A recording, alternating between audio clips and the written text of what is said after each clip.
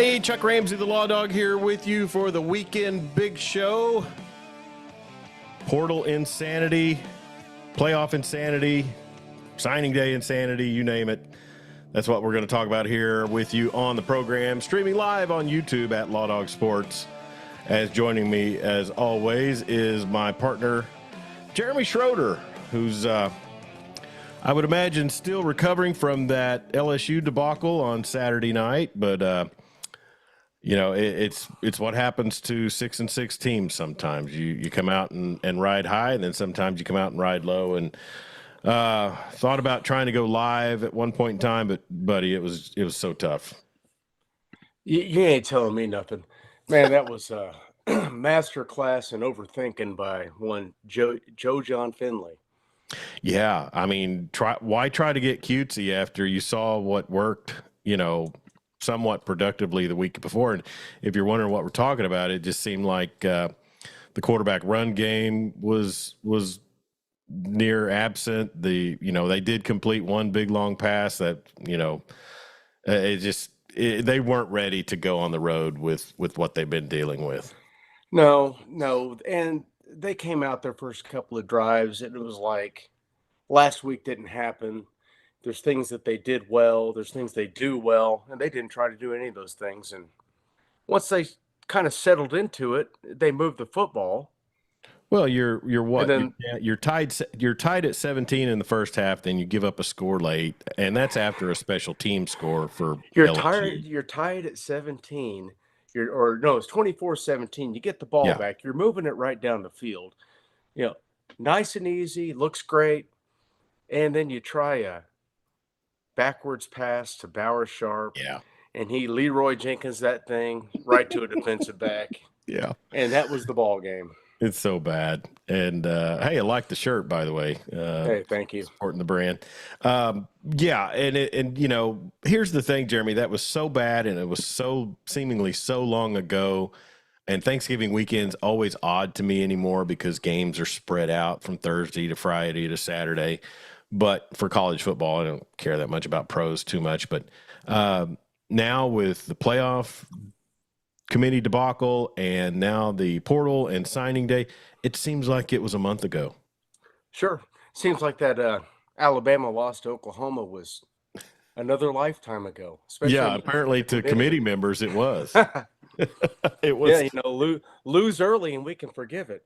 Okay. I always said this about the 2017 season with Ohio State. There were so many prognosticators that wanted to and, you know, and I don't know, you know, obviously Ohio State didn't make the playoff that season, or did they? 2017, that was Clemson, Bama, then Georgia, OU. That was 2018. What the year 2017, the 2018 playoffs. It was 2018 playoffs. It was 2017 season. OU had beaten Ohio State in Columbus, planted the flag, which now has caused anarchy everywhere. Everyone's lost their minds over Everyone has lost their minds. But that season going into, and I'm trying to remember, I don't think Ohio State made the playoff that year. I don't think they did. So based on that, they lost another game, I think. But is that the year they lost to Penn State? Oh, I don't know. I'll tell you what, it'll be hard for me to effort that. But anyways, long story short, I remember the prognosticators that season really going off, trying to absolve Ohio State of that quote, and I'm doing air quotes if you're not listening to this on I don't wash well, and I scare small children. Barrett Browning from Chris Farley. Yes. Steve Anderson checking in also. He's watching rodeo while he listens to us. Good for him. So anyway, long story short, and it'll take me forever to get there, is prognosticators like Herb Street and several others on the mothership and things were really trying to absolve Ohio State for that, quote, early season loss.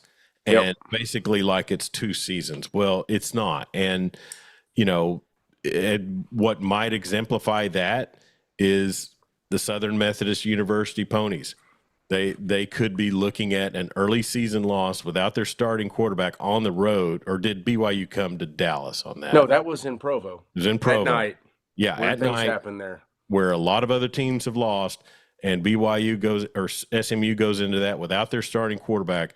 And Kevin Jennings played in spots. Preston Yeah. Stone started that game, and they couldn't get anything going. Yeah. So tough place to play, a very competitive opponent. I don't care what people say about the Big 12, but that could be the doer for SMU if they don't beat Clemson this week.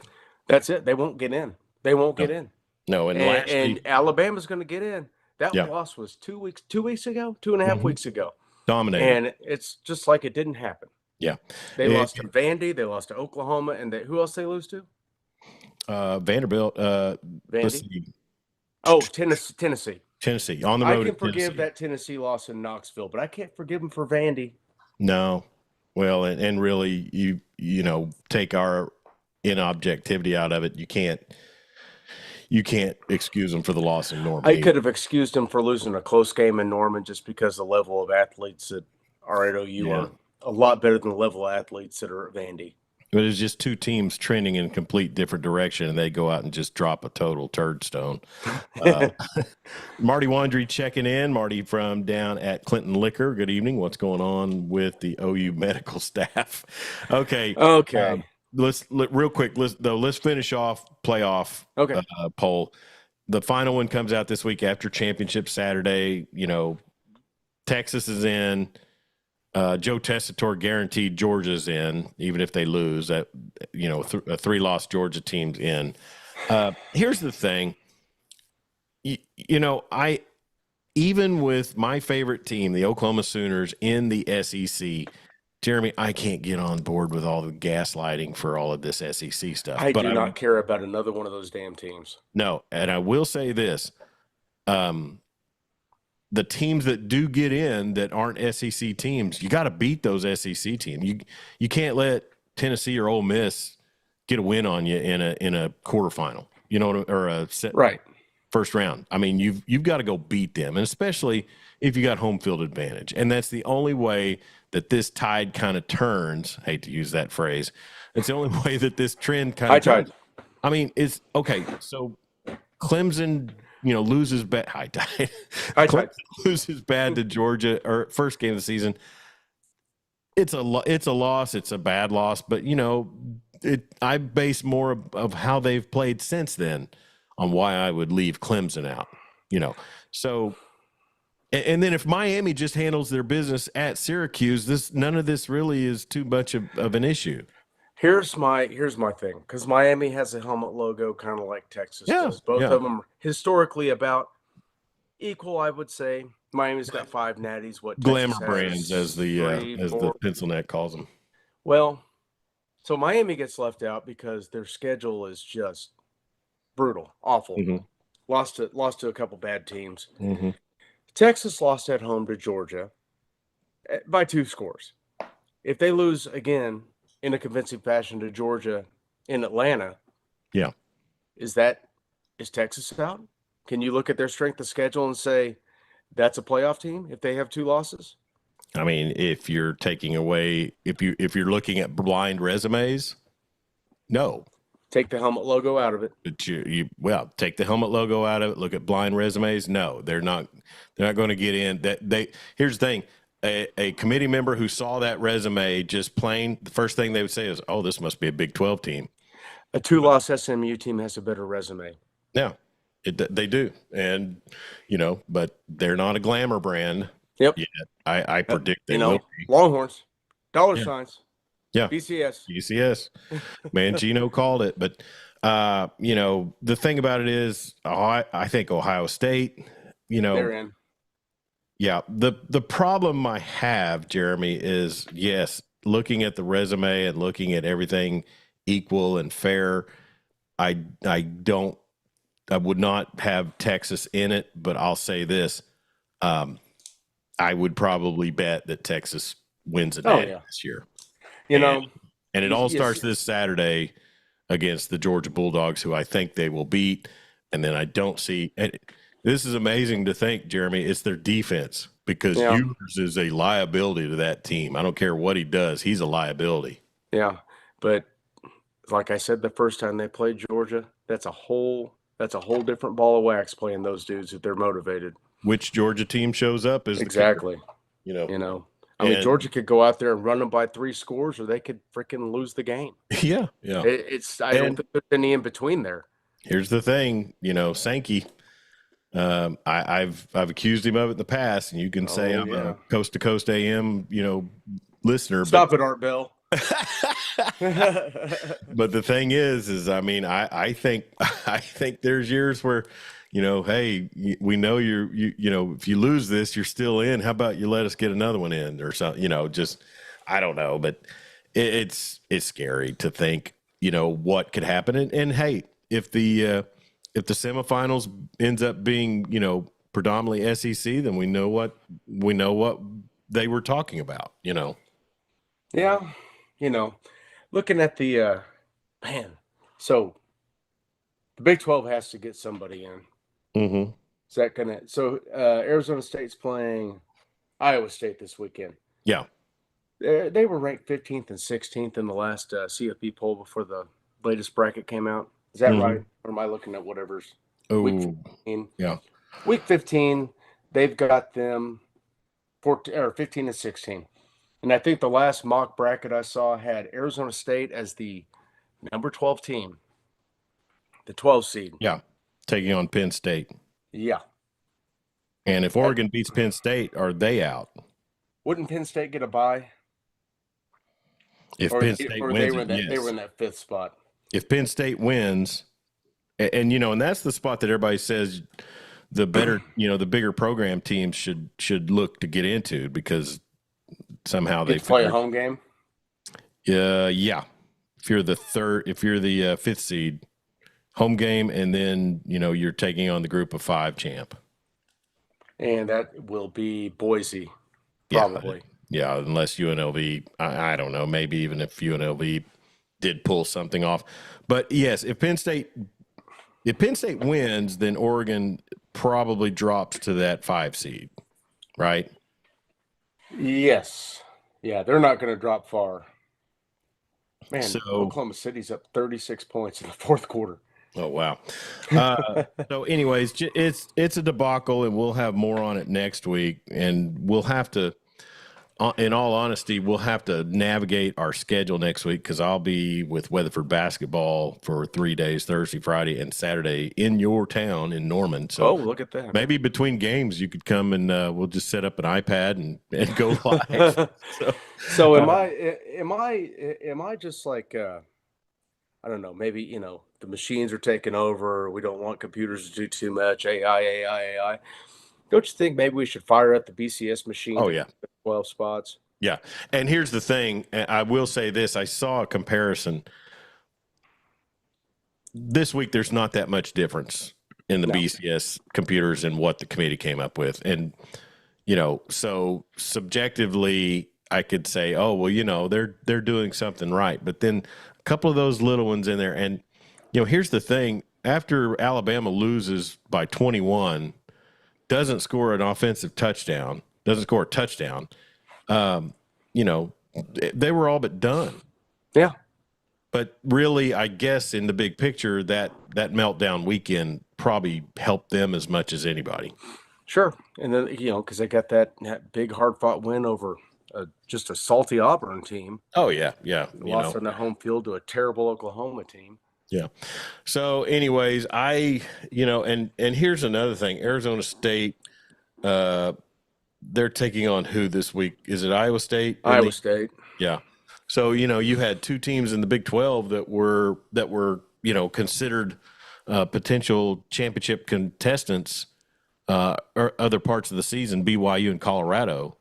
And then it ends up Arizona State, which kudos to Kenny Dillingham. He's a heck of a coach and got a heck of a program going there. But I did see some rancor from our Texas Tech friends as Cam Scadaboo was named the All Big 12 first team running back, and he has fewer yards than Taj Brooks. Oh, cry me a river. Remember when Sid Benson won the Doak Walker and Adrian Peterson had about 500 more yards? But because he was a freshman, can't give him the Doak. Yeah. So all Big 12 first team quarterback Shadur Sanders, running back Cam Scattaboo, and then also R.J. Harvey, UCF. How about Gus Malzahn saying I'm good, guys? I think he may be tired of the Big 12 grind. Yeah, that Central Florida post was just a little much for him. Well, and Chip Kelly had to influence that. Jared Casey, that's why I said Casey, fullback. When's the last time a fullback was on the All Big 12 roster? Don't some of these conferences still reserve a spot for a fullback and have like 14 guys on the first team offense? But like, when was the last time the Big 12 did so? I want to say it was probably, oh boy, who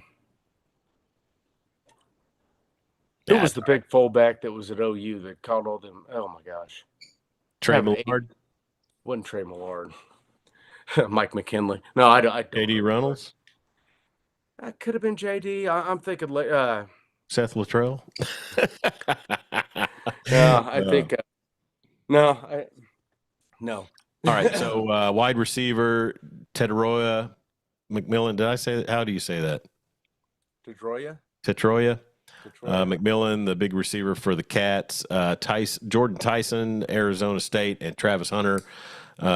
This is just offense as well. So Travis Hunter, all conference wide receiver. Tight end Joe Royer and Brant. I don't know how to say his name. I didn't watch a Utah game that close. Leigh Fontenot, Arizona State, Luke Kendra, Cincinnati. Anyways, a bunch of linemen, BYU, Utah with 2 first-team all-offense. And they fired their coordinator. Yeah, and then BYU with a place kicker, and Iowa State with a kick returner. So, anyways, but Big 12, I mean, they're one team in this season, right? There's no getting past that. No, it's the champ, and then nobody else. And then that's it. All right. I mean, you went down to the last weekend of the regular season, and I think 15 of the 16 teams were still involved in some sort of tiebreaker. Yes, they were. Did you see that bracket they played during the Iowa State game? It was literally it could have been like advanced calculus. I couldn't decide for a thing that was going on up there. Well, in these 16-team conferences, you've got to go divisions. It's too much. You must go divisions. Yeah, you got to go divisions, and and the SEC needs to be playing 9 conference games. Yep. So just figure it out. But all right, so the playoff that will be next Tuesday, or actually no, it'll be Sunday. The final reveal, and then bowl invitations will be sent out. We'll see where OU is going to go. Frisco Bowl. So this week, a pretty hectic week for Brent Venables and the OU Sooners after that LSU debacle. New offensive coordinator Ben Arbuckle comes in. Automatically, he steals a 3-star quarterback away from Oklahoma State. I'm not going to attempt his name right now. Jet New. Okay. So obviously a target, I guess, that he had on his radar from before. There's talk about the Mateer kid who's at Washington State, who had a monster year, maybe following his former offensive coordinator. It was kind of weird. It was like the Dylan Gabriel thing that they announced Ben Arbuckle, and then within an hour, he had announced he's going in the portal. So I don't know. I don't want to read the tea leaves and say he's definitely coming, but they should make it happen. Yeah. So whatever's happened has, prompted Jackson Arnold to enter his name into the transfer portal, which I think we said back in the weeks that he was benched that, he'll end up with Levy down at Mississippi State. But I've heard his name on Twitter tossed around with potentially going to Georgia. I mean, he's sought after, and I can see why, just the upside that he has. Yeah. But he's got a turnover issue. He's a turnover machine. I mean, and he's got to fix that. But anyway, Marty did ask about what's going on with the OU med staff. Now, I guess this in reference to Nick Anderson throwing his name in the portal, and then maybe some scuttlebutt around how things were handled with him this season. Is that fair to say? I guess. I mean, I don't know. It all seemed like it was one side of the football, didn't it? I You mean, had your a whole you had your receiver odd core. well, you had your odd defensive player kind of miss a game like Deshaun McCullough and well, Gentry Williams missed the whole season, but Didn't that's Kendall not Dolby break something in a game? that's not on the Met staff. Yeah. He And had a injuries tib there. in a game, I'm not too big on that, but But then another one of the kids that entered the portal, Emeka Megwa, mhm, his injury was just blatantly mishandled at Washington. mhm. He came to OU and rehab for 2 years, and now he's stepping He's out out. with 3 Yeah. years, 3 years remaining. Jaquays Petaway checking out. I don't Kind of saw know. that coming. Yeah. Caleb Hicks. Caleb Hicks as well. I Those don't are think DeMarco Murray even knows who those two guys are. So does Andrell Anthony stay with the team, or do you think we'll I see don't even him want. pop up? I don't even want to make a prediction. Somebody hopefully does. It'd be nice for them to have some targets that have been there for longer than 15 minutes. What's your percentage on these portal entries? Just Nick Anderson. What's the percentage chance that it's the school letting him know, hey, if you might want to go look somewhere else. We've got somebody else. I don't think with Nick Anderson, the guy was a beast when he was healthy, but he hadn't been healthy. Yeah. I mean, is he taking the Anderson family fragility on the road? I've heard that he might go to Texas. Yeah. I mean, I will punch the air if he goes to Texas. Would they take him though? I mean, he did throw the dagger. Of course, they made the playoff anyway last season. Yeah. He's a good enough player. The kid's dynamite when he's healthy. Yeah. Dan Narva checking in from Michigan. Halftime in Detroit. He's got his Lawdog shirt on also. Marty Wandry says that's why they said Nick Anderson was going to the portal. Yeah. I saw a few things here and there. Jeremy, it's such an odd world with social media and Twitter because you've got so many, quote, insiders really trying to break stuff, really trying to knock something out of the park for themselves.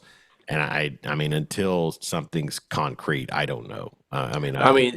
He must not have watched any film to see, Ben Arbuckle able to scheme guys open. Yeah. Max Patton out in Sayre, America checking in says Dean Blevins said tonight at 6 on News 9 there are more receivers leaving, but he wouldn't say names. Well, Dean's okay. I'll say relevant. names. Deion Burks, Andrell Anthony. Who else missed time this year? The Gibbs kid. Gibbs or Gibson. Yeah, Jaden Gibson. There you go. There's some names to look for. They're going to bolt. Well, I mean, I don't know. We've said this in this day and age. Receivers are interchangeable, and 6 foot, 180 guys running around all over the place, and they're useless if you can't block. So I mean, they're useless if you can't scheme them open. Well, yeah, that's true. And I don't know. I would love to see those guys stay. I would love to see those guys. You don't want to lose guys unless there's reason to see visibly that they need to go. Yeah. I mean, we get about 4 games with Andrell Anthony. I don't think we got that. Yeah. I mean, he was out by the Texas game. He played. Did he play 2 games this year?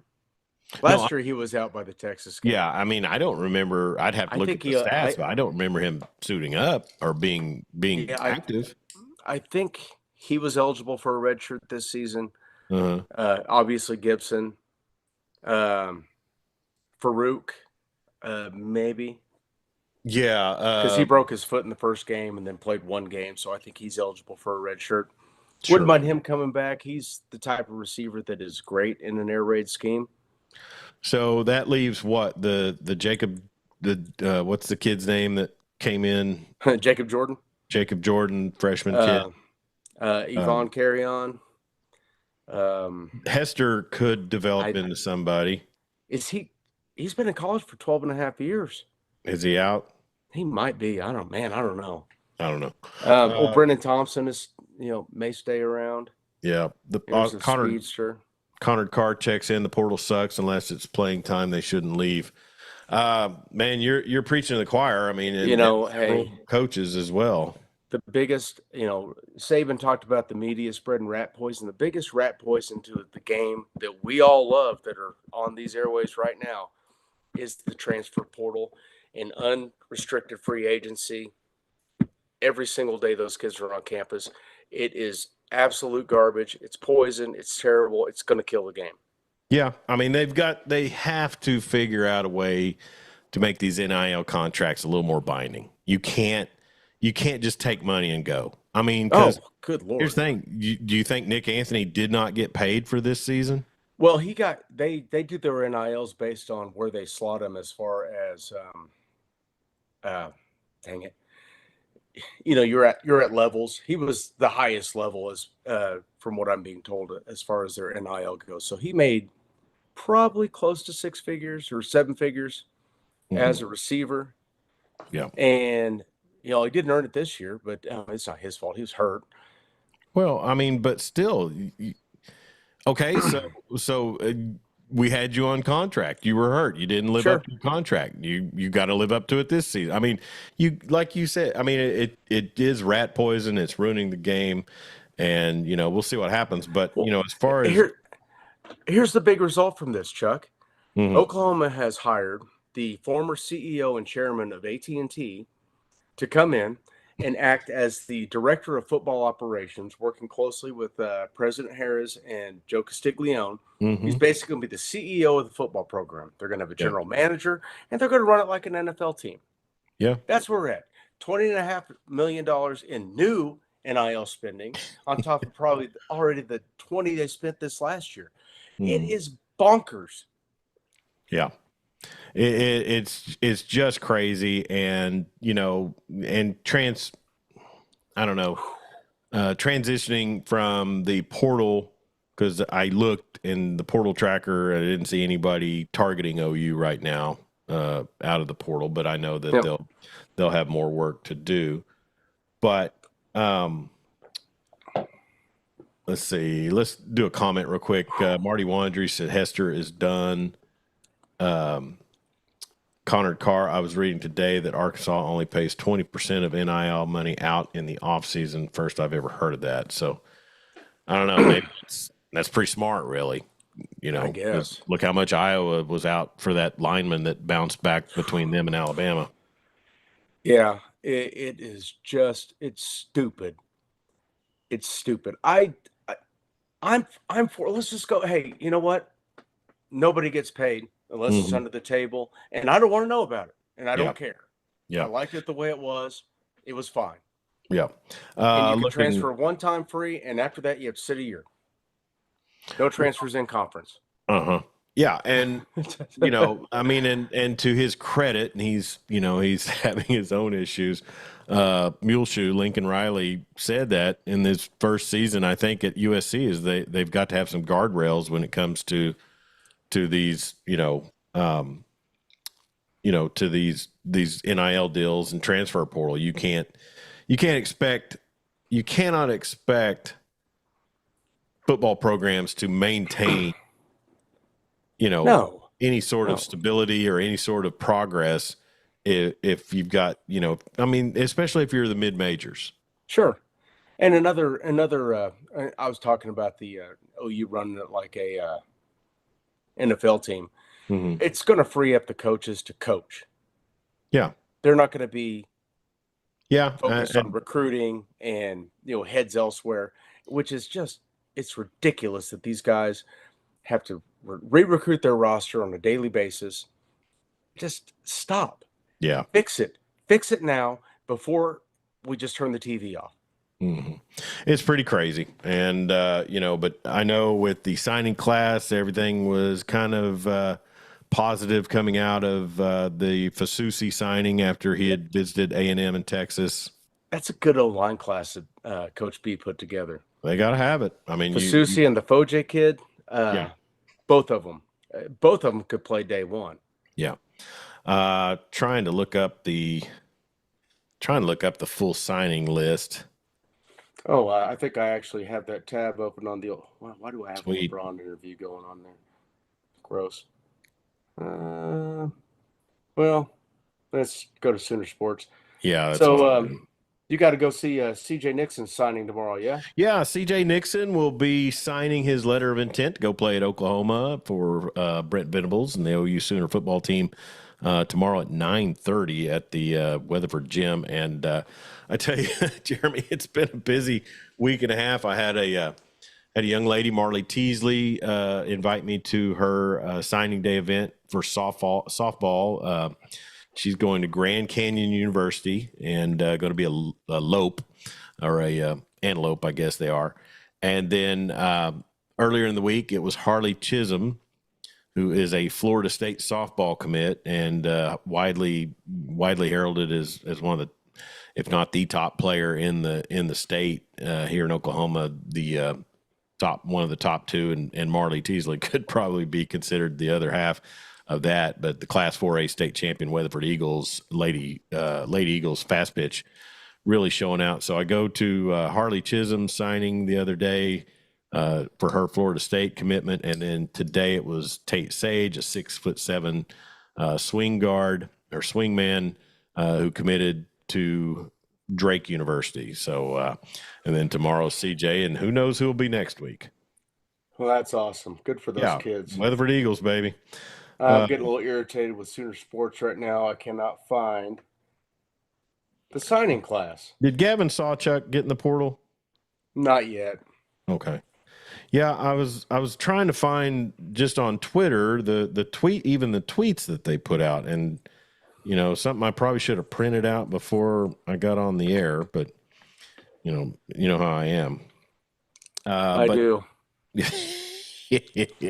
So anyways, but Fasusi comes along, and then man, they have really tapped into Carl Albert in the Midwest City Middale School District, and several players coming from there. Sean Hutton, an offensive center from Louisville, Texas. So he is a teammate of Michael Fasusi. I was going to say teammate of Fasusi. I've got the list right here. Go ahead with it. All right, we got Darius Afalava, offensive lineman from Lehi, Utah. He's a 3-star interior offensive lineman. Torrey Blaylock, a running back from Humble, Texas. We love our running backs from Humble, Texas. That's right outside of Houston. Right. He goes from there. Quentin Griffin. Phew. Is he Aldine Nimitz? It just says Humble, Texas. Okay. I don't have a link here. I'm just pulling this up. Okay. Emmanuel Choice, wide receiver from Lancaster, Texas. Now, he was a big get. Yes. Right? Yes. Did we flip him from somebody, or was somebody closing in late on him? Somebody was closing late on him, but he stayed the course. Yeah. You got the Fasusi signing, Ryan Foje, another 4-star offensive lineman from Cypress, Texas. Cortland Guillory, safety for Spring, Texas.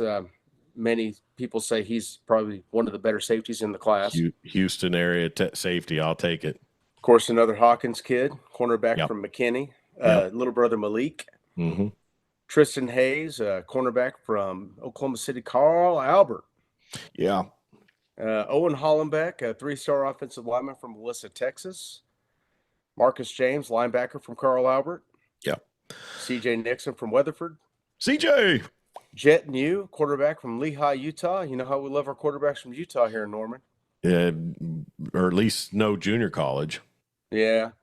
Marion Robinson, safety from Little Rock, Arkansas. So you got someone to root for here, Connor. Yeah. Alexander Shield Knight, defensive end, Wagner, Oklahoma. Wagner kid. He's a gamer. He's been hurt. Yep. Elijah Thomas, wide receiver from Chakotah. Mm-hmm. Trine Washington, athlete, Oklahoma City. I believe he's another Carl Albert kid. Yeah, I think so.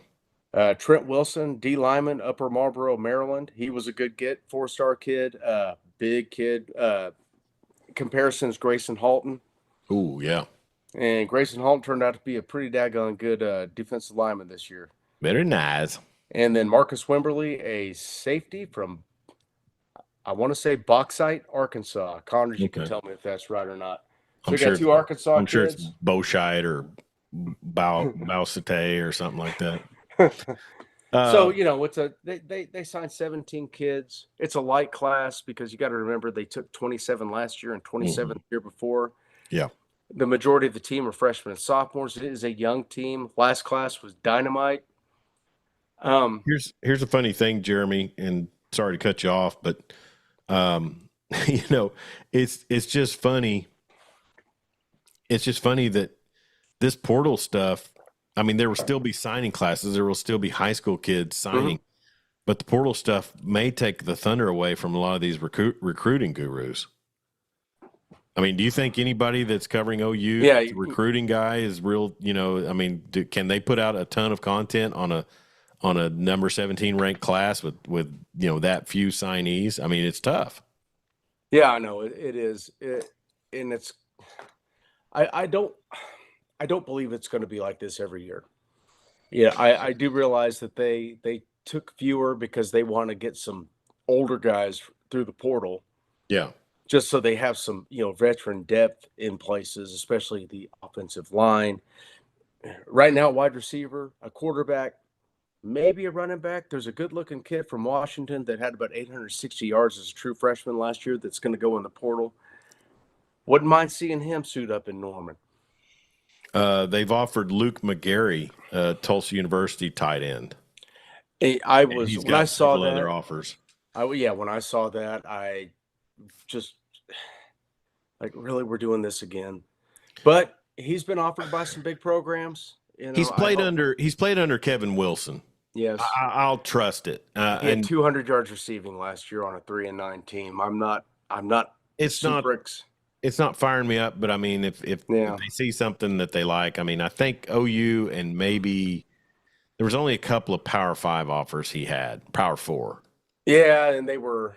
I mean, he got some Texas State and some maybe Washington. I think Yeah, Washington Washington, offered. and gosh, another SEC team might have offered him, or a Big Ten Was it team. But Auburn? yeah, it was Auburn. I thought so. Yeah. Uh, yeah, I'm not real fired up about it. Like I said, the numbers aren't there. I'm not.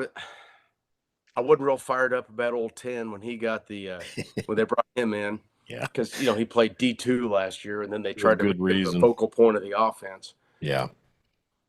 I don't know. I mean, and he's the leading receiver on this season. And that is just, that's how brutal it's been, because he's got like 380 yards. Well, yeah, Deion Burks was more than that before he got hurt in what, game 4? I Yeah, mean, Texas game. yeah, it's just crazy, and hopefully he's recovering well from that vicious hit he took. Ooh, Green Bay just took the lead. We're gonna retweet a tweet from KREF, and I don't care what the guy on the one station in Oklahoma City that carries my same surname says. KREF is the flagship station for OU football. I mean, the only thing the other station has is the rights to broadcast the games. Your cousin over there? Yeah, but Bob Stoops is on the rush today. I'll listen to that.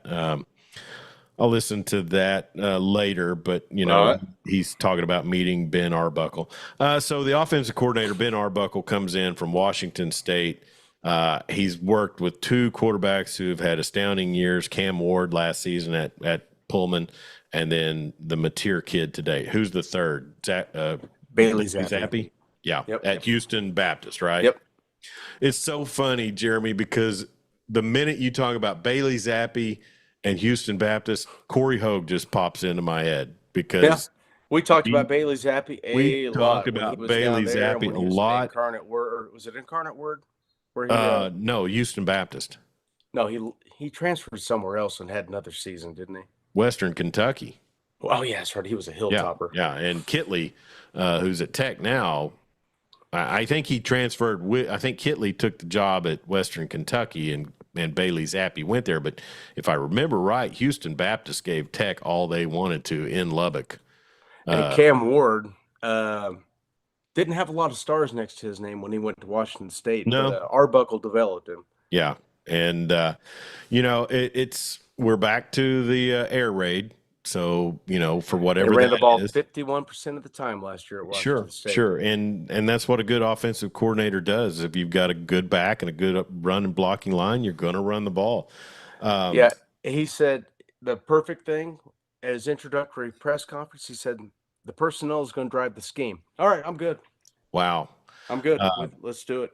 sorry to detour here, but Connor Carr really taking some shots at me tonight. First, he says I can't run a printer. Then he does commend you on saying bauxite right. He says that's literally finding a diamond in the rough. Yep. That's out in the boonies. And then he says they're both bald. It adds up. Is he talking about me and the other Ramsey in TV's Oklahoma City Ramsey? radio?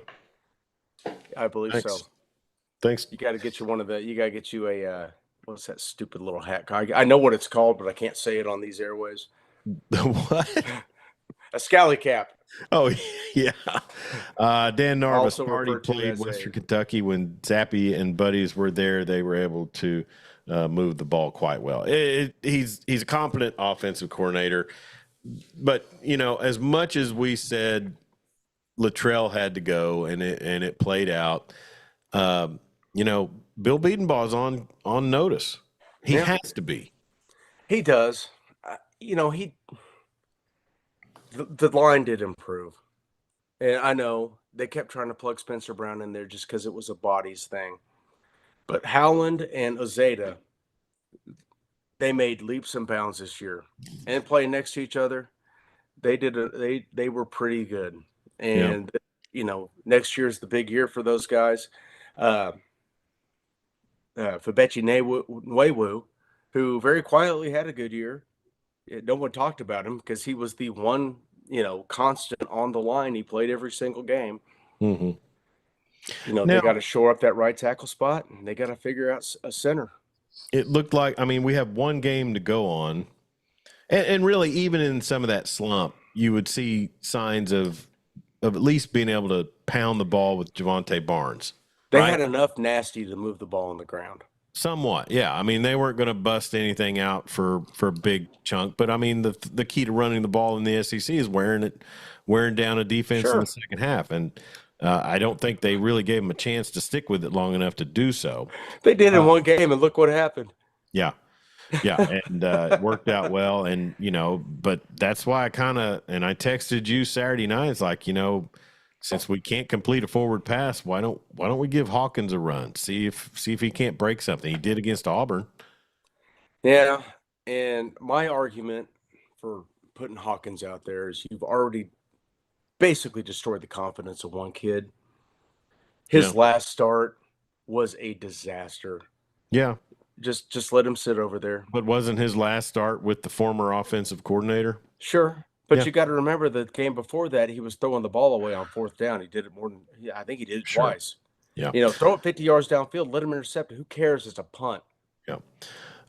Well, and so back on Ben Arbuckle, it'll be interesting to see, what he does going into it. He's got the offensive. They're losing some running backs, but I don't. That's just kind of depth picks, Plus, when Mikey Henderson transfers back in, it's going to be all good for you. Bring it.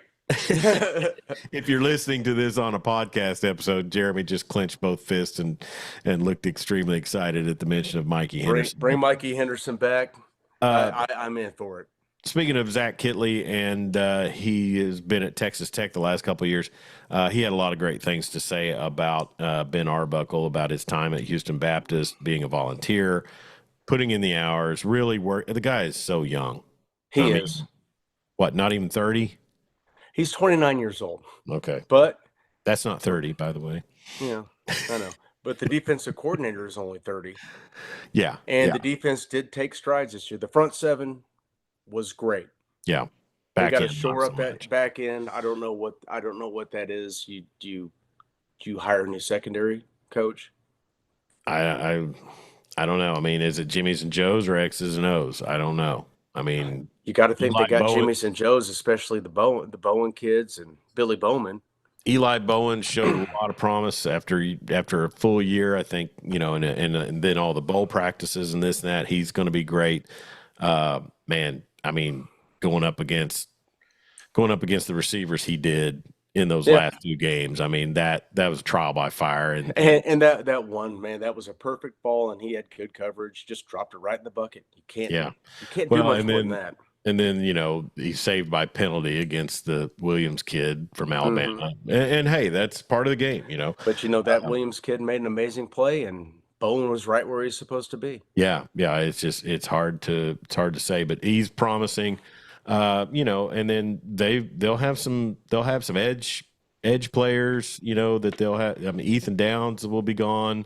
Yeah. It'll be some recuperating, but I mean, there has to be more promise for next season than this season, right? There does. I mean, they got some big, good-looking athletes at that edge position. PJ Adebawore. They're Who going to knows? be facing.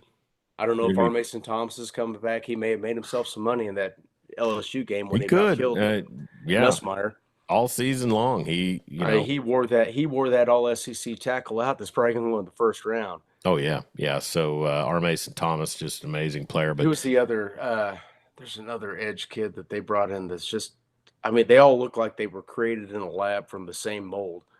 Well, I'm telling you, I met Ethan Downs in person one time in my life. I interviewed him for a podcast episode the first year I was at Wright Media in Weatherford, and he came in the studio. We took a picture, and my gosh, he's so massive. I know, and he's not even the most physically impressive looking kid they got playing that position, which is crazy. And I'm not a small guy. I mean, I'm 6 foot 240, and he's a big old boy.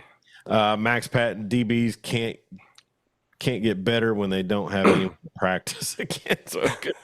But you may be onto something there, Max. Here's the thing, Max. I to counter your point, why wasn't the offensive line better? I mean, our starting left tackle should be getting snaps and ones on ones versus R. Mason Thomas. What gives, man? You're not going to play anybody better than that. No, and our front seven is that, like you said, front seven is elite. Put them up against anybody. Back in, not so much. But anyway, OSU fires Brian Nardo and Casey Dunn, the defensive coordinator and offensive coordinator. So now Mike Gundy cleans house and gets to go restart. I tell you, a piece that he may have coming his way, Jeremy, is son Gunnar Gundy has entered the transfer portal from Emporia State. So, oh my gosh. I tell you, and another potential hire he could look at, and one that might be near and dear to you, buddy, is Eric Bieniemy, as he's been let go from UCLA. I don't think that's going to happen. Heck, Mike Gundy may not have a job after tomorrow morning. They have an emergency meeting of the Board of Regents tomorrow morning to discuss the football gracious. program. So. Yeah. Max Patton comments, touche. I really wasn't going at you, Max, but just using that logic, we had to think that the offensive line could have got better with some ones-on-ones. Then I guess they're losing an offensive lineman to the portal, Caleb Etienne, 6'7", 330, but he came in and was expected to contribute and never could beat out basically a walk-on guy, I think. And it's just you could not script up, and I don't hate OSU. I've not appreciated a lot of their lip after winning the final bedlam for now, but I don't wish bad upon them. You couldn't script if you hated OSU. You could not have scripted a better season. Hey, Alan Bowman got his 8th year of eligibility today, so. I thought I saw that and the feed refreshed and I couldn't find it. And I was like, I could have swore I saw something about Bowman, but I couldn't. I didn't have the heart to search it. That's how bad. 8 years of eligibility. What gives, man? I mean, he needs to start selling insurance. I mean, come on, man. Okay, so you've been to Tech, and obviously Michigan. Your best years at Tech were when you were young. Nobody was playing for Cliff. Yeah, and then you go to Michigan, and then was it Cliff or no? It wasn't Cliff, was it? Yeah, it was Cliff. Cliff got fired, and then was it Joey? I thought he came in, and that's when he transferred because he sat for a year. Oh, Cliff. Yeah. When Cliff was head coach. Sorry. Yeah. So did he have a season under Matt Wells? Yeah, I'm sorry. The season he sat all year was under Matt Wells because he brought in was it Shook? Shook was it? They ran the hair raid. I think it was with the Yost. Yeah, I said Ned Yost. No, that wasn't his name. Yeah, Ned Yost. David, didn't it? David Yost. Yeah, hair raid. Was it Yost at Mizzou for a while? Oh, he might have been. I thought he was on. These guys are everywhere. It's like. Arkansas's head coach. What's his name? Pittman. Sam Pittman. He was the O-line coach at OU. Yeah, Barry Didn't even know it. Reminded us of that. Good comments tonight, and man, we appreciate everybody jumping on there. But like I said, you couldn't script a better. If you hated the Oklahoma State University football team, you could not script a better season because they have just been a disaster. And I don't know enough about their recruiting signing class to throw a comment in there. I know they got a good lineman, maybe a 4-star lineman, but I mean, they just basically, Jeremy, you fire a defensive coordinator and an offensive coordinator. Those guys haven't been long tenured there. They neither one of they're very long. Knowles has been gone 3 years. What's the OC's name? Dunn. Casey Dunn. He's been there for 9 years. Started as receiver. Has it been 9? Yeah, he's been there for a while. Wow, nondescript. And you would think that being there so long, like Alan Bowman, he's only been there 3 years.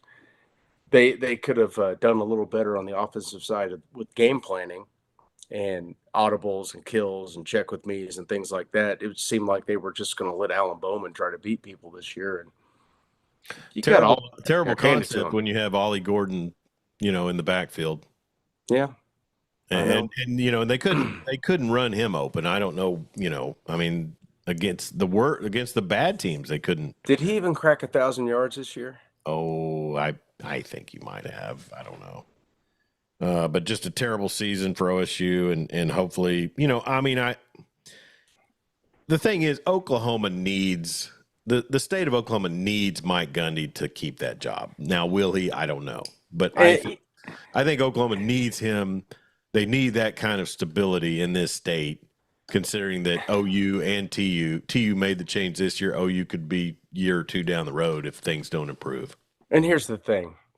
Oklahoma, Brent Venables has single-handedly killed a lot of Oklahoma State's recruiting because he recruits Oklahoma.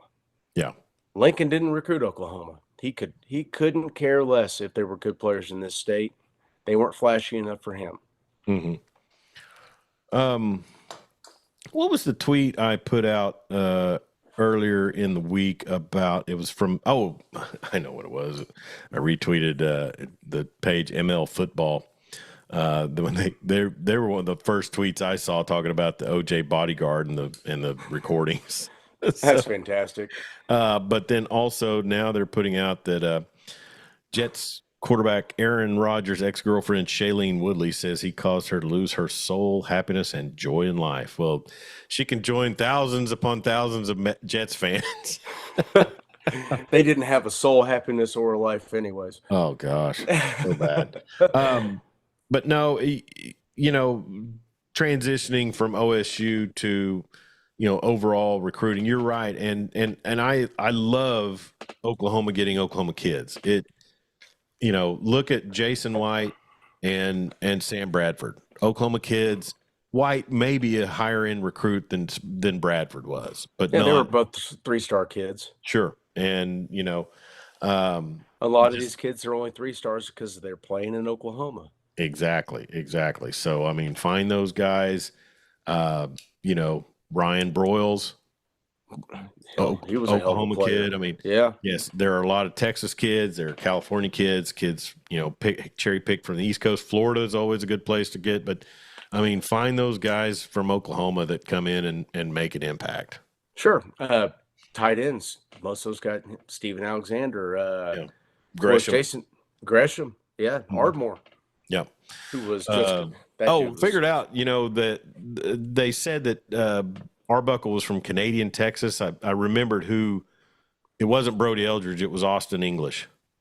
Oh, man, that guy was that dude was a good player. Defensive end from Canadian Texas really was a big contributor. 33, yeah. Eldridge was from Kansas. So I had those two confused.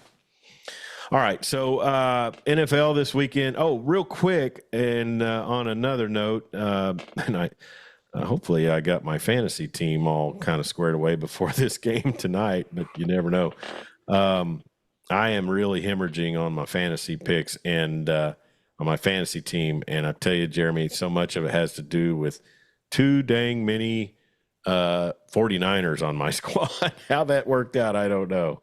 Man, I heard a crazy rumor that the Bears may offer compensation to the 49ers for Shanahan. Man, I'll just say this, Jeremy. The the Bears, I mean, Shanahan, he's not a winner. Okay, stay No. with me here. Stay. No. I'm not disputing that fact. Okay. But he's a good enough coach that he can come in there, he can develop Caleb Williams, he can win a bunch of football games. He's done all he can do with San Francisco. Okay, McCaffrey, great player, but I believe he's peaked. Injuries are going to start to be a norm for him. You're paying him way too much money. Can I give you a laundry list of reasons? Oh, I mean, he can't call. He's a choker. Yeah. Yeah, that's the biggest one. I mean, 28-3. 2 Super Bowl losses to the Chiefs. Yeah. One with the most handsome quarterback to ever walk the planet. Oh, God. Jimmy G. the big oily bohawk. Your doppelganger. Let's see. Connor Carr had a comment. Coach is a loose term for him. I guess, was that about the Gundy, or is that? I think he's talking about Sam Pittman. Oh, Pittman. Marty Wandry said Chuck's running back is out and no kicker. Thanks for me, Marty. And then I'll trade Connor says Baker Mayfield for Harrison Butker. Yeah, really. Connor Carr says it might have been not drafting a running back until the 10th round, Chuck. Well, here in all transparency, we were at a birthday party at a local watering hole in Weatherford, and I should have just said auto draft. Honestly, I would have done better if I would just did the auto draft. Casey Scamhorn is just going to mop the floor with me this week, but whatever. It looks kind of bad if the guy who put the league together wins it, doesn't it? I think so. I mean, last year MJ Baird won it down in Wichita Falls. He got a Lawdog T-shirt out of it, but we gave away more than we sold, so it's hard to say. But here's my laundry list on Kyle Shanahan, and I get it. If he needs a change and the Bears need a coach, fine. Why wouldn't they just go after Muleshoe? He works with Caleb. Take a flyer on him because it won't be Muleshoe. Okay, so because it'll be Cliff, mid receiver at University of Texas in his playing days. Sure. Right. On teams that were super excellently talented. That's not a word I know, but really super talented and always underperformed against their arch rival. Right. Coordinator of the 28-3 breakdown ever in Super Bowl history. 25-point lead given up. Goes to San Francisco, turns them around for the most part, but can't win the big one, and then is overseeing the steady decline where they have paid so much money, and he's not GM. I get that. That's on Lynch. But he's paid so much money to players that they can't fill up other spots. No, and that's another reason. And I love Trent Williams, but he's at the tail end, bud. I mean, and they're going to have to clean house from top to bottom there. Lynch needs to go. Oh, yeah. They need to bring somebody in that focuses on youth and good contracts. And on top of that, why couldn't he develop Trey Lance? I don't know. I don't think they ever did. They focus on it? No. It seemed like he got hurt 3 games into his career, and Brock Purdy came in and took off, and that was that. Exactly. Yeah. So, and I get that he had some bad luck in that NFC championship game where Purdy goes down and then Philly just kind of stomps him. Yeah, and some of these guys, Andy Reid was one of them. Couldn't win the big game. Couldn't get past the NFC championship game. Finally get to the Super Bowls under Shanahan. He's 2 Super Bowls with Shanahan. He's 2-0 against Shanahan. Yeah. But, Mike Shanahan was another one. Maybe the change of scenery will awaken something in him. I don't know. Yeah. I don't know. I don't know, but you know what? He's better than what they've had. And they need somebody that could come in, will run a quarterback-friendly system, get Caleb Williams' head back where it should be, and then see what happens. We know Shaq Don't said go no after coach. Cliff Kingsbury because he's failed everywhere he's been except as a coordinator. No. But that's the name they're throwing out there. Speaking of Muleshoe, did you hear that who was it? Was it Feldman reported it that Central Florida I putting out inquiries? I snort laughed, and then saw that Bruce Feldman had tweeted it out, and I was like, oh damn, that's got legs a little bit. Something might happen there. Then he gave the whole "I'm not going to be the coach at LSU next season" speech. That's right. So that means he's going somewhere else. He can go back to the fertile grounds of the Big 12 where he dominated, and not have to worry about those pesky winter road games, except when they go to Iowa State. Ooh, yeah. Duck the SEC and get out of the Big 10.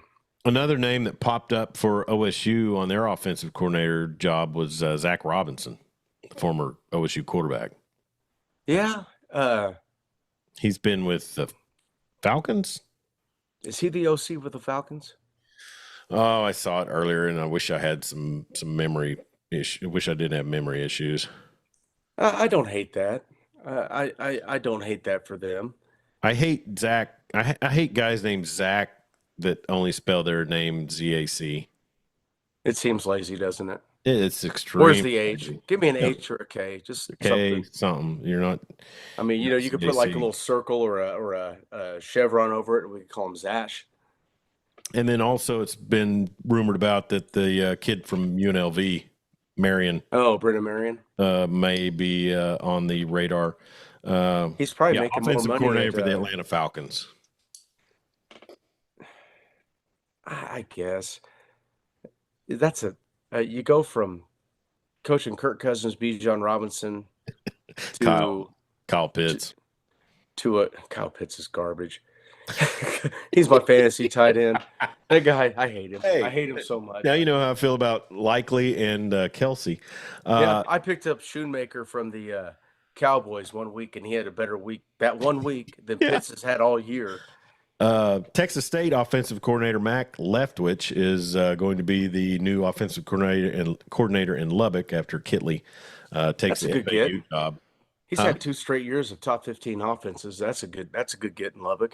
I gotta wonder why he wasn't on the radar in Norman. Texas Arbuckle. That's great. We'll see. I mean, we love our West Texas air raid guys here. You know that. Yeah, Seminole and then he can, from Canadian. In 6 or 7 years, he can slide the knife in our back and move on somewhere else. Thanks, Leach. What a coaching tree. I know, man. I mean, as far as the college ranks, for sure. Sure. Well, I mean, he's got a couple guys in the NFL. Yeah. Cliff. Yeah. I don't know. Let's real quick in transition as we've got just a few minutes left here. Scoreboard update looks like Detroit is leading Green Bay 24-21 in the third quarter. It's a final in New Orleans. The Suns beat the Pelicans 124-126. OKC has gone final over Toronto 129-92.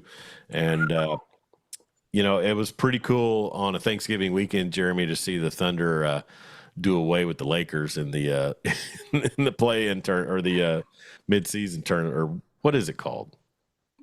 The mid-season tournament, the NBA Cup. In-season tournament. Sorry, yeah, the Emirates NBA Cup. Oh boy, are you gonna blow up if there's a Loves logo on the Thunder jerseys? There already is one. Oh, I'm sorry, the Sooners jersey. That's where we're going, right? Oh, totally. I mean, Japanese baseball's been doing it for decades. Well, I mean, here's the thing: British soccer. Mm-hmm. The team crest is the small patch. The sponsor gets the big, gets the big logo across the chest. So if Loves could just make the background of it white, mm-hmm. and put it on, I won't mind it. I don't want the yellow there. Yeah. It's a perfect traditional uniform. Yeah. Please don't muck it up with your ugly ass logo. Yeah, for sure. Connor Carr brings up a good point. SEC basketball looked good in the SEC versus ACC Challenge. OU got a good win over Georgia Tech. Yep. Arkansas did not win in theirs, if I remember right, or did they? Man, I think they only lost 2 ball games, and Kentucky and Auburn were the 2 that lost. Okay, so Auburn got the win, and then I Yep. watched the Duke No, Auburn Auburn game lost. last night. Arkansas Man, won. that kid Cooper Flagg, he is really, really good. It's going to look good in Thunder Blue, isn't he? I was going to say, what's the chances that Presti works, gaslights somebody into giving him the flag pick? He might have already done it. If the Clippers just fall apart, they could end up with that number 1 pick, and OKC owns it. So what do they need? Bradley Beal to go down. Bradley. Yeah, Arkansas beat Miami, Florida 76-73 the other night or last night. No, 2 nights ago. So, yeah, and man, OU looks good. I mean, they played pretty well in that Georgia Tech game. Pump the brakes. Huh? Pump the brakes. Pump the brakes? Pump the brakes. Started out until this conference last season year. starts. We're cautiously optimistic because every year that Porter's been there, they've been really good out of conference, and then when conference season starts, they just don't. But they're out of the perform. Big 12. It's going to be easier. No, it's not. With Kentucky and Auburn and Arkansas and Texas and Paper Giants. Alabama's got a good team. It ain't like going to Waco on a Monday night, pal. It ain't like going to Allen Field. At least they won't have to ever go to Allen Fieldhouse again. What would be the SEC equivalent where you're just never going to get the calls? Kentucky. Yeah, Adolph Rupp. Yeah. Huh? Yeah, Rupp Arena. Rupp Arena. You're getting a call there. You can't talk about OU basketball until February. That's what he just said, Connard. So Connard's been chipping at me today, man. He is, man. Maybe it's because I kind of chimed in on him on Twitter taking shots at the Belgian Minister of Health. You know who she looked like? No. She looked like that android or whatever in Total Recall, where she's going through the metal. Takes the head off and explodes. That's who the look like. She's telling people that. New one. Huh? They need a minister of health like our new one. Yeah, she looked like she's telling Belgians not to eat five or more eggs a week. And shut up, fatty. Connor took exception with that. So, anyways, all right. Well, let's start to make our way out of here. Who the Chiefs got this week? Chiefs have the Los Angeles. I hate saying it. Los Angeles Chargers. Still feels weird. It's San Diego in my book. I don't San care. Diego. What it says. San Diego and the Murph. And the Murph and the Chargers, the Chargers. Phillip Rivers and let me look at something children. real quick. Sure. So will we have picks for this week? No, there are no picks this week. So standings show Maxwell Patton of Sayre America, the general, 181 points, finishes first in the college football pick'em for Lawdog Sports. So congratulations, Max, and just an amazing job by him as he really All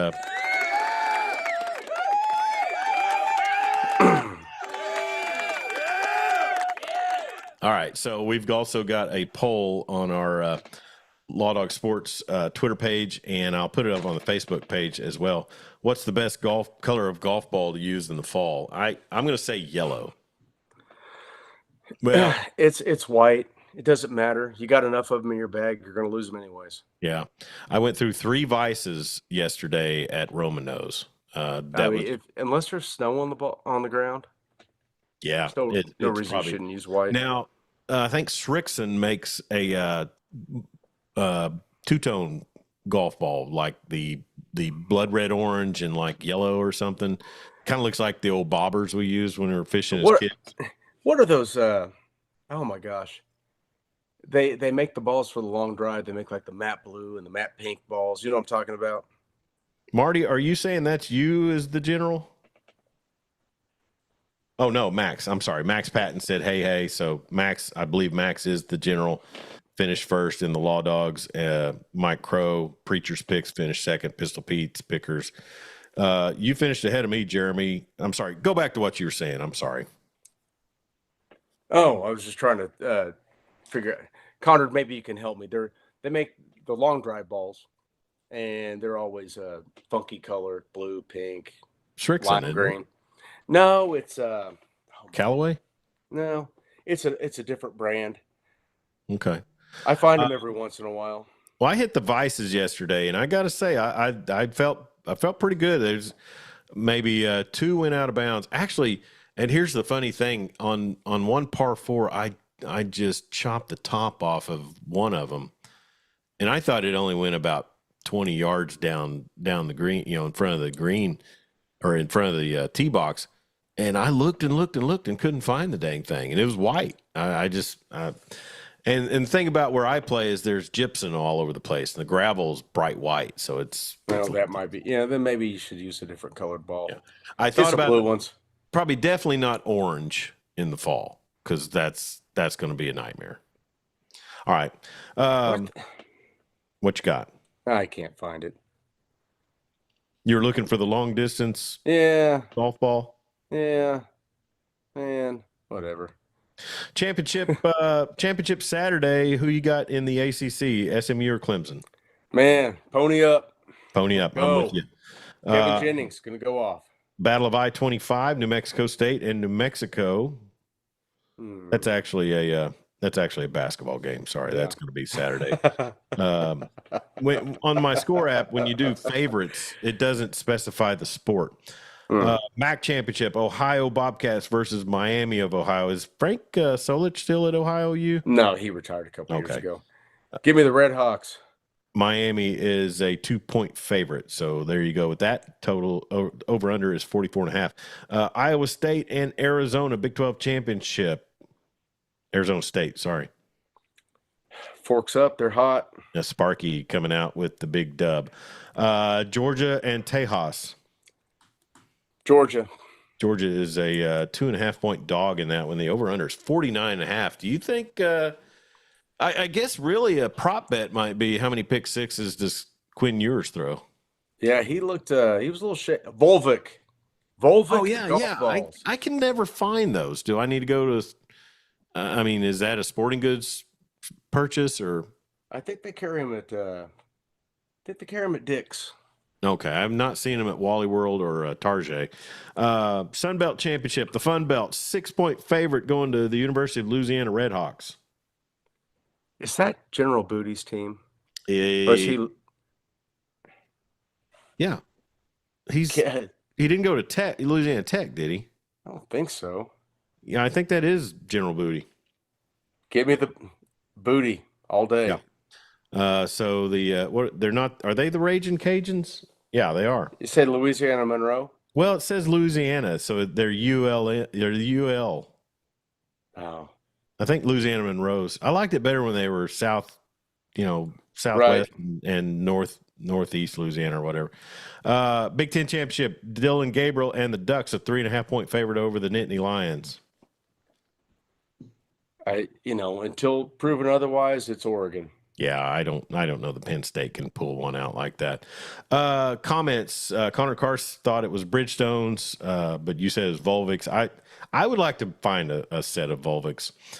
Wait, how did that? That didn't sound right. Volvic golf ball. Dan Narva, Ohio Bobcats field named after Solich now, and then Marty Wandry. A private school just won the 3A football championship. Lincoln Christian beats Sulphur by 1 point. I saw that on Twitter, and we try to steer clear of high school sports as much as I can since we mentioned Marty's business establishment on the air. Clinton Liquor, folks. If you're on I-40, you need to find a good deal on some hooch. Stop by there on 10th Street. And visit our friend Marty Wandry at Clinton Liquor. We sure appreciate him a lot. So it'll be a fun championship weekend, Jeremy. I'm looking forward to it. What sucks is there's no Pac-12 championship. I know. That'd be Friday night at Levi's Stadium in San Francisco. Yeah. And there'd be 3 people in the stadium. It'd be at SoFi with an and Utah would probably 10,000. Yeah, Utah wins in front of 15,000 fans, all in front of 14 of which are wearing red. Yes. All right. Well, listen, let's get out of here. And man, it's good to visit with you. And I hope you had a wonderful holiday last week. And it's just, it's so much fun. Well, I say it's fun. This is a rough time of year because, I was flipping around last night. It's like there's no Maction anymore. I know. Where's my Maction? I need No Akron and Maction, Toledo no in the Fun snow Belt. right now. Man, and talk about. I guess maybe the conference. Let me look at that real quick. Well, Maction is Tuesday. Fun Belt's Wednesday. Yeah. Then we have Thursday night football. Then we got Friday night college. Oh, 2 more championships to pick, Jeremy, or 3 more. Sorry. Conference USA, Jacksonville, Rich Rod, and Western Kentucky. Looks like Jacksonville is a 5-point favorite. Gotta love Rich Rod. It's going to be wide Rod, open option offense. Army, the number 24 ranked team in the country, is a 5-point dog in the AAC championship to the Tulane Green Wave. Give me the Green Wave. I'm going Cadets on that one. I like Army. Now I like Tulane. I think they got a pretty daggone good team. Are you surprised that the Mountain West Conference Championship has just got Boise as a 4-point favorite over the Las Vegas Running Rebs? No, those are that UNLV offense is going to put some points on the board. And 57.5 is the over and under. And Boise's going to run the football. So Ashton Genty. Yep. Let's see. NFL on Sunday. Let's see. Anything jumping out at me there? Man, we really – 2 things I'm going to shoot for with the upcoming new year. 1, we've got to get John Moore back on from the Texas Rangers baseball podcast. We've got to talk hot stove. 2, we've got to spend an episode bagging on the Cowboys. Oh, that's easy. And I could do an hour right now if you need. We might get MJ Barrett up here for that. I could reach out to MJ or Corey Hogue. And then 3, I've got to reach out to Bill Connolly at ESPN. I've got to contact with him. I've got to see if I can get that ball rolling and see if we can talk college football with him. That'd be a lot of fun. And I really interview him about his time in Weatherford and things like that. But anyways, well, I tell you what, bud, let's plan on getting out of here. So it's a lot of fun always, and I appreciate you jumping in with me. Man, this is great. Good one tonight. Lots of ranting. That's the best. 2 quick comments. Dan Narva Pac championship in the Bay Area always seemed so stupid. Bay Area was like the part of the pack that cared least about football. Exactly. Yeah. Marty Wandry says, good job, Chuck. No freeze up tonight. So we may be even better next week. And then Dan Narva confirms, yes, no freeze. So thanks, guys. Thank you to everybody who tuned in on YouTube and checked us out live on there. Be sure and subscribe and invite your friends to subscribe to our YouTube channel at Lawdog Sports. Please. Yeah, please subscribe. Also follow us on Facebook, Twitter, X, and Instagram at Lawdog Sports, and listen to us at your convenience on SoundCloud, Spotify, Amazon Podcast, and Apple Podcasts. You can find links to all of those at lawdogsports.com. For Jeremy Schroeder, I'm Chuck Ramsey, the Law Dog. Everyone have a great championship weekend, and we'll talk to you next week.